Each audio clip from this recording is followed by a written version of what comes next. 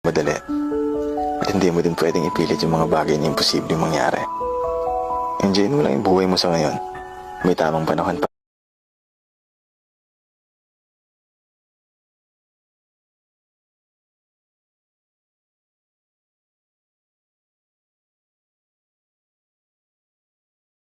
Kasi china-challenge mo yung buhay ko. Kahit nahihirapan ako, alam kong gusto mong maging matibay ako. Salamat kasi hindi mo ako pinapabayaan sa araw-araw. Marami kang binigay na hindi ko hiningi. At dahil doon, panalo na ako. Patuloy niyo po akong samahan at gabayan sa mga hakbang na aking tatahakin.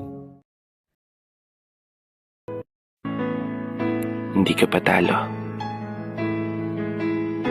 Kaya mo pa yung mabago. Desisyon lang yung mali. Pero hindi yung buo mong pagkatao.